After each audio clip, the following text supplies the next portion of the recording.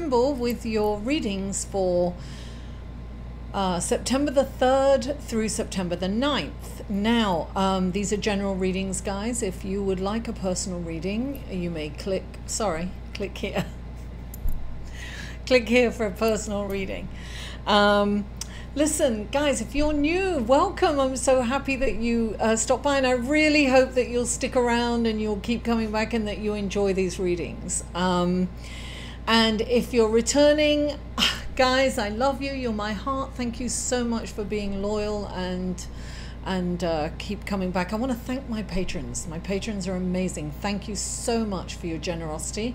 And if you'd like to check out my Patreon page, you can click on this link here.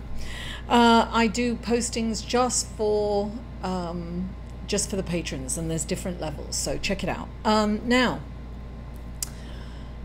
first of all, I do an astrological report for those of you who haven't been here before, and I put that on every reading as an intro, and then I go into the individual readings, zodiac signs. So there's a lot going on astrologically this week, guys, so I just wanted to mention that. So give me a minute, okay? So on the 5th, Mercury moves into Virgo, and that is Mercury's home, you know, analytical. It feels very comfortable in Virgo.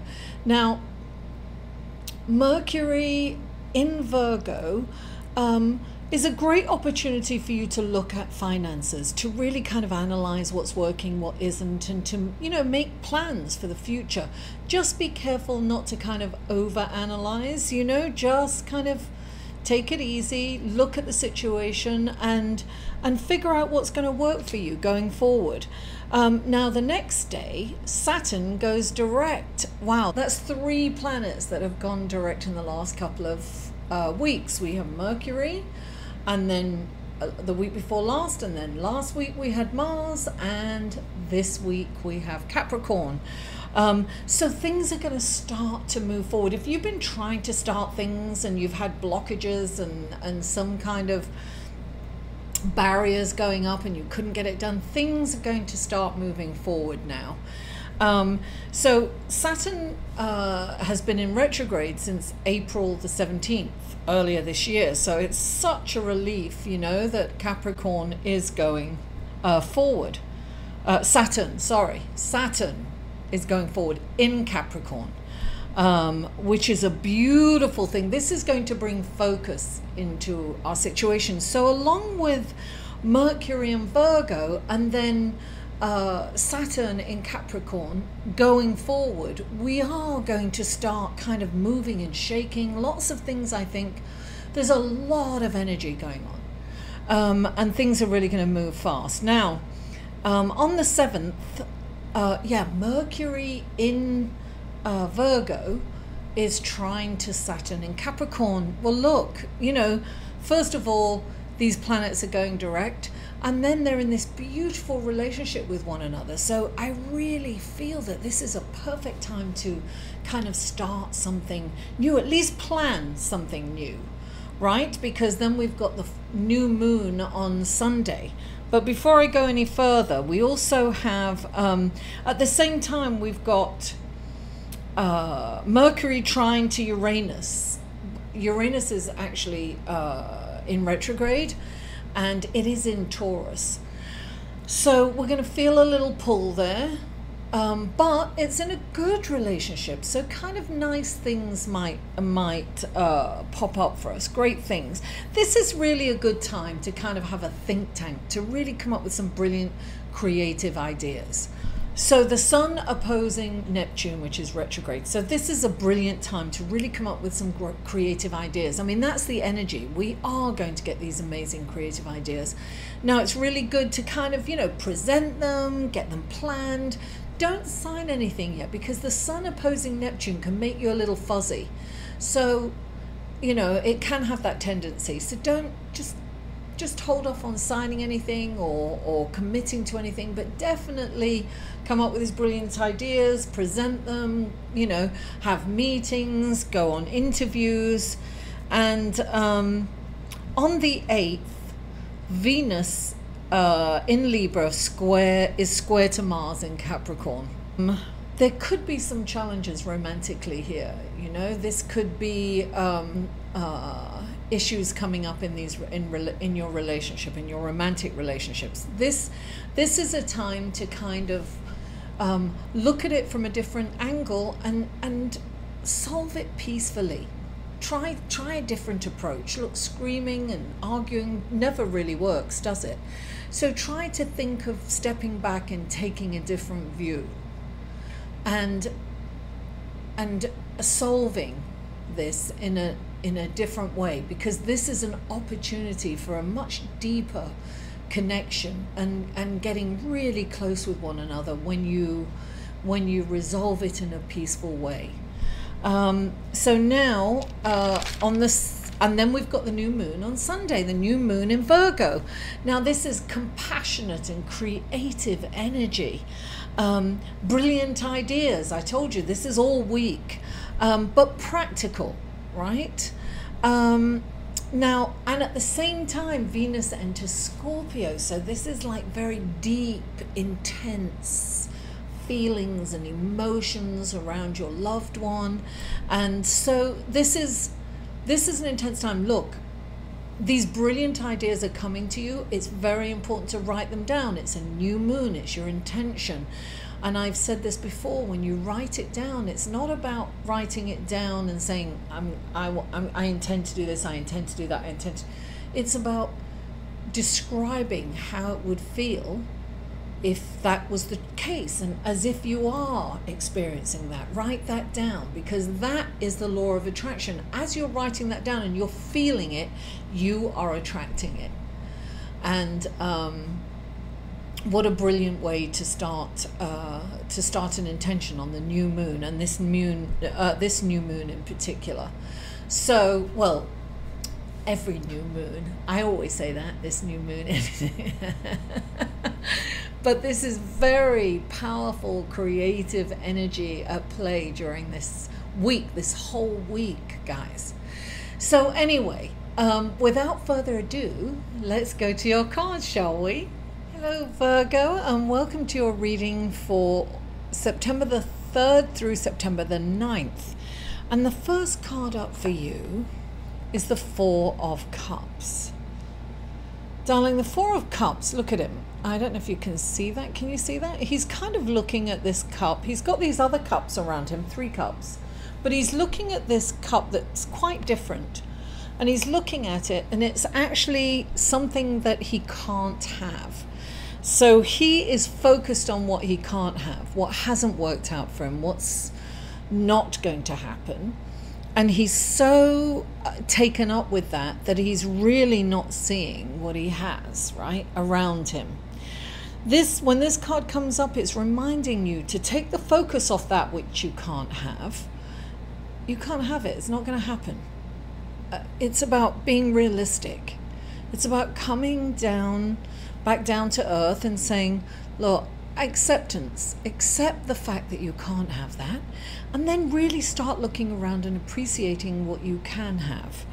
And it's interesting because clarifying it is the 8 of Pentacles. And the 8 of Pentacles is like the Apprentice card. It's about learning everything you can. It's about spending time on your craft and your profession, whatever it is. If you're studying, if you have a job, it's like going the extra mile and really kind of researching and learning more. You know, we all must learn more. So this is a lesson, is what I'm getting. Whatever it is that didn't work out the way you wanted it to work out is actually a lesson. It's a blessing in disguise, as they say. So it's for you to learn that lesson, to bring it out into the forefront and to understand it. Because when you do understand that lesson, then you are not doomed to repeat. And so every situation can be a learning experience, you know. Now, hold on one second.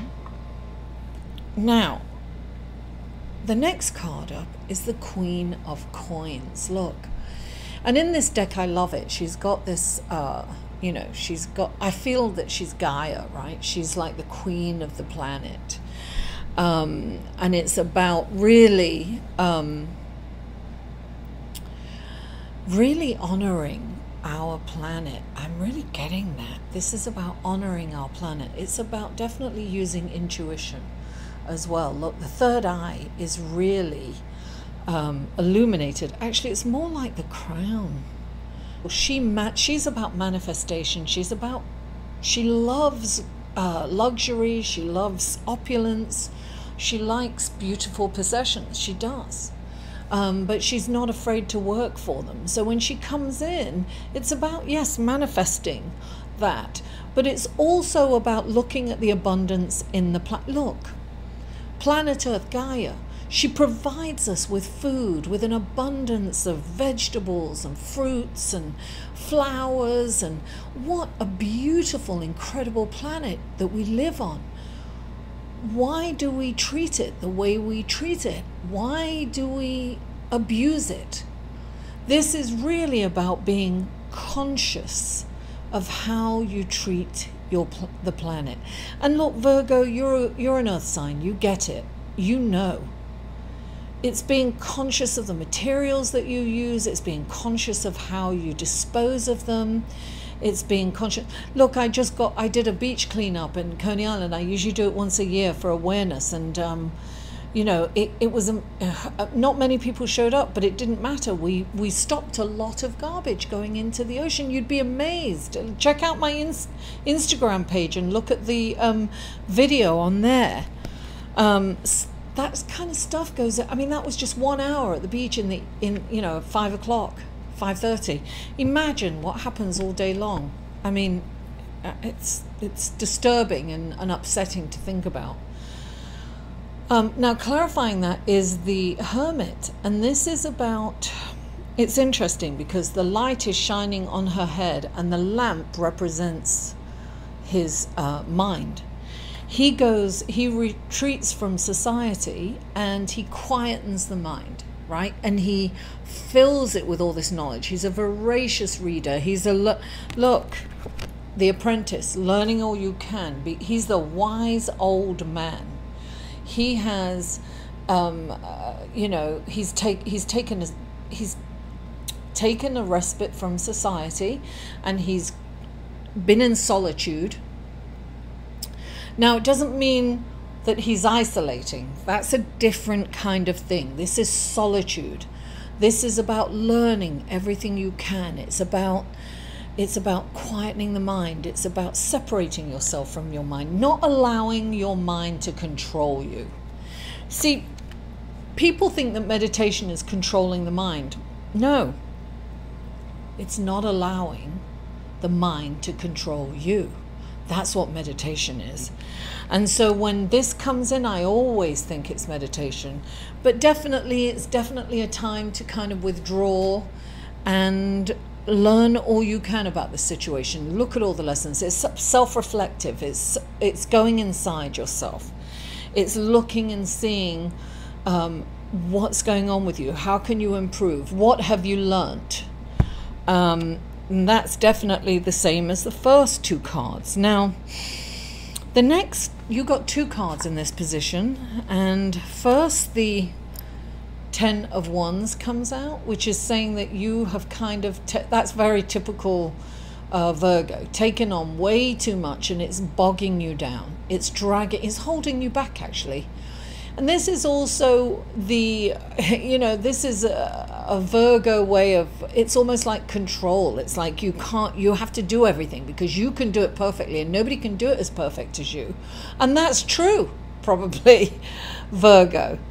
But sometimes you've got to just allow people to learn and to do it. You've got to let go of the results. I know it's hard to step back, particularly for you, because you are perfectionist. You are perfectionists. That's in your DNA, darling. But this is saying you need to take a step back.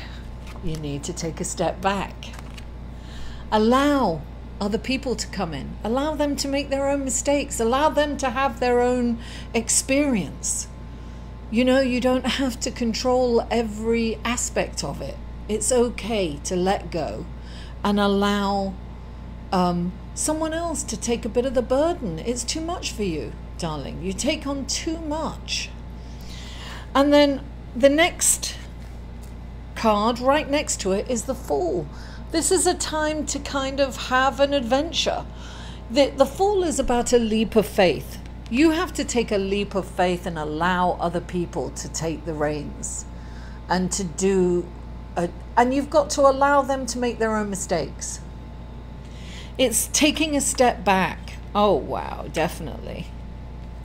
And you've got the sun clarifying it. So the sun is shining on you, and it will shine on you. You'll feel this wonderful sunshine when you're able to let go of the control. Virgo, it's about, you know, allowing other people to take some of the burden away. And don't be attached to the result, and don't try to micromanage. It's about letting it go. Because it's time to enjoy the sunshine, darling. It's your birthday season. Enjoy it. Put your face up to the sun and don't give a care in the world about what other people are doing or how they're doing it. It doesn't matter. In the long run, it doesn't matter. You know, prioritize, Virgo. Life will be so much happier for you when you do. It will. Okay, so now we're going to pull an extra card, and I was going to pull something else, but these jumped out at me. So it's the Indigo Angel Oracle cards is what it's by Doreen Virtue and Charles Virtue. So this is going to be your extra card. It jumped out. It's something in here that you need to see. Virgo, happy birthday. It's my sister's birthday on the 11th, so I'm not going to say happy birthday until next week. All right, Kath? Take heed of this reading. Okay, now we have the Indigo Angel Oracle cards. Let's see. Oh my God. My sister's not going to believe this. I swear. Apologize. This came up last week for you guys, right? Apologize. I know, because I always joke around with my sister. Apology accepted. Apology accepted, Kathleen. Guys, apologize. I want to read it. I want to read what it actually says in here. How it refers to apologize. Let's see. Apologize. Okay. This card asks you to take the high road in this situation and apologize to either the people involved, if applicable, or yourself for the things that have been bothering you. Your honesty and fiery indigo nature may inadvertently lead you to say things that might hurt others' feelings. I am sorry, I don't mean to laugh at that, but I do have a Virgo sister. So I'm laughing in identification. Saying that you're sorry is one of the best ways to let the pressure off yourself and diffuse tension, even if you perceive that you've done nothing wrong, which you probably have, right, Kath? The angels ask you to apologize in general for any disappointment or frustration that arose. Be sure to have an honest discussion with yourself or the other person about the underlying feelings that led to the conflict. The angels certainly don't want you to cover up your true emotions. I'm always saying that to my sister. It's like Virgos are so, and I have a cousin too, they're so good that, you know, they don't want to show their emotions. They feel like it's a weakness and they have to contain it, you know. But it's about releasing those emotions. It's not, you know, it's a normal thing to feel those feelings, and it's the bottling up of them that, you know, makes you explode at times, you know. Know that while saying you're sorry may not be easy or even seem fair in this situation, it's being asked of you because it serves a higher purpose. This is a lesson for you to put aside your pride and do something for the greater good, because you are very, very good most of the time. You are. This is so in going with the reading. Obviously there was no mistake in me in these jumping out at me, these indigo cards, because this is about introspection. This is about introspection. This is too.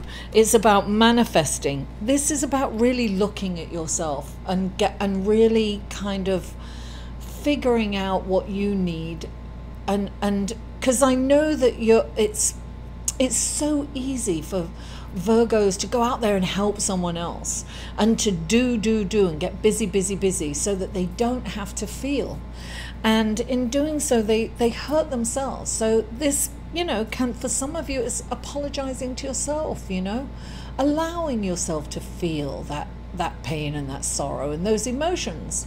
It's okay. The emotions pass, and it doesn't make you weak. It actually makes you stronger and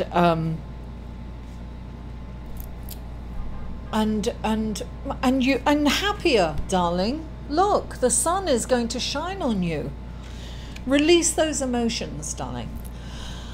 Okay, Virgo, please don't forget to like this video, and thank you for all the views and the likes last week. I mean, you guys really, I think it was like nearly 2K views. So I really appreciate you guys. And thank you for commenting, sharing, and subscribing if you haven't already. Mwah! I love you all, and I'll see you next week.